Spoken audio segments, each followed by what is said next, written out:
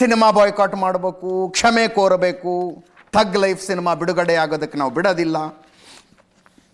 ನಾಳೆ ಕರ್ನಾಟಕ ವಾಣಿಜ್ಯ ಮಂಡಳಿಯ ತುರ್ತು ಸಭೆ ಬೇರೆ ಅಂತ.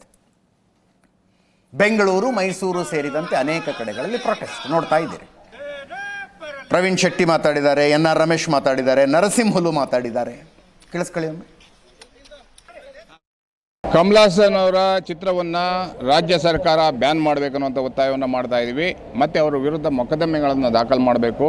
ತಮಿಳು ಚಿತ್ರರಂಗ ಸೋತವಾಗ ನಾವು ಕನ್ನಡಿಗರು ಜೀವನವನ್ನು ಕೊಟ್ಟು ಅವರಿಗೆ ಕನ್ನಡ ಸಿನಿಮಾದಲ್ಲಿ ಯಶಸ್ವಿಯನ್ನು ಕೊಟ್ಟಿದ್ದೀವಿ. ಕನ್ನಡಿಗರ ವಿರುದ್ಧ ಬಿದ್ದಿರ ನಿಮ್ಮ ಸಿನಿಮಾ ಇಲ್ಲಿ ಕ್ಷಮೆ ಬೇಷರತ್ತಾಗಿ ಕ್ಷಮೆ ಕೇಳೋ ತನಕ ಇಲ್ಲಿ ಬಿಡುಗಡೆ ಆಗಲಿಕ್ಕೆ ಅವಕಾಶ ಮಾಡಿಕೊಡಲ್ಲ ಅನ್ನುವಂಥ ಎಚ್ಚರಿಕೆಯನ್ನು ಕೊಡ್ತಾ ಇದ್ದೀವಿ. ಗೊತ್ತಿದ್ದು ಮಾತಾಡಿದಾರೋ ಗೊತ್ತಿಲ್ಲದೆ ಮಾತಾಡ್ತಾರೆ, ಅವರಿಗೆ ಗೊತ್ತಿಲ್ಲದೆ ಇರ್ತಕ್ಕಂಥದ್ದು.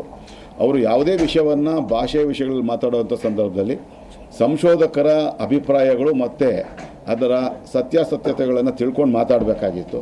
ಎಲ್ಲೋ ಒಂದು ಕಡೆ ತಮಿಳು ದುರಭಿಮಾನದಿಂದ ಮಾತಾಡಿರ್ತಕ್ಕಂಥದ್ದು ನಾವು ಕನ್ನಡಿಗರು ಖಂಡಿಸ್ತಾ ಇದ್ದೀವಿ. ಹಾಗಾಗಿ ಅವರ ಚಿತ್ರ ಅವ್ರು ನಡೆಸಿರ್ತಕ್ಕಂಥ ಥಗ್ ಲೈಫ್ ಸಿನಿಮಾ 5ನೇ ತಾರೀಕು ಕರ್ನಾಟಕ ರಾಜ್ಯಾದ್ಯಂತ ಬಿಡುಗಡೆ ಆಗ್ತಾ ಇದೆ. ಹಾಗಾಗಿ ಚಲನಚಿತ್ರ ವಾಣಿಜ್ಯ ಮಂಡಳಿಗೆ ನಾವು ಮನವಿ ಮಾಡ್ಕೊಳ್ತಾ ಇರೋವಂಥದ್ದು, ಈ ಸಿನಿಮಾಗೆ ಸಂಬಂಧಪಟ್ಟ ಯಾರು ಇಲ್ಲಿ ಹಂಚಿಕೆದಾರರು ಯಾರಿದ್ದಾರೆ ಅವ್ರನ್ನ ಇವತ್ತೇ ಕರೆಸಿ ನೀವು ಮಾತನಾಡಿ ಅದಕ್ಕೆ ಕಮಲ್ ಹಾಸನ್ ಅವರಿಂದ ಒಂದು ನಾಳೆ ಸಂಜೆ ಒಳಗೆ ಸ್ಪಷ್ಟೀಕರಣ ಕೊಡಿಸ್ಬೇಕು. ಇಲ್ಲದೆ ಹೋದರೆ ಥಗ್ ಲೈಫ್ ಸಿನಿಮಾ ಎಲ್ಲೆಲ್ಲಿ ಬಿಡುಗಡೆ ಆಗುತ್ತೆ ಅಲ್ಲೆಲ್ಲ ನಾವು ಪ್ರತಿಭಟನೆ ಕಾರ್ಯಕ್ರಮಗಳನ್ನು ಹಮ್ಮಿಕೊಳ್ಬೇಕಾಗತ್ತೆ. ಅದಕ್ಕೆ ಅವಕಾಶ ಮಾಡಿಕೊಡೋದು ಬೇಡ. ಅವರ ಮಾತನ್ನು ಆಡಬಾರ್ದಾಗಿತ್ತು, ಆಡಿದ್ದಾರೆ. ನಾವು ನಾಳೆ ದಿನ ನಮ್ಮ ಪದಾಧಿಕಾರಿಗಳು ಹಾಗೂ ಮಾಜಿ ಅಧ್ಯಕ್ಷರುಗಳು ವಿತರಕ ಏನಿದ್ದಾರೆ ಇವತ್ತಿನ ದಿನ ಅವ್ರನ್ನೂ ಕರೆದು ಒಂದು ಗಟ್ಟಿ ನಿರ್ಮಾಣ ತಗೊಳ್ತಾರೆ. ಏನು ಮಾಡಬೇಕು ಜೀವನದಲ್ಲಿ ನಾವು ಏನೇ ಮಾಡಿದ್ರು ಅದಕ್ಕೊಂದು ಉದ್ದೇಶ ಅಂತ ಇರುತ್ತೆ, ಒಂದು ಗುರಿ ಅಂತ ಇರುತ್ತೆ. ಏನೇ ಮಾಡಿದ್ರು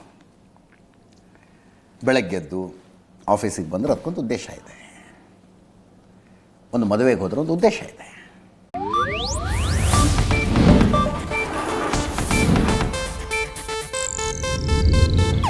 ಇದು ಏಷ್ಯಾನೆಟ್ ನ್ಯೂಸ್ ನೆಟ್ವರ್ಕ್ ಪ್ರಸ್ತುತಿ.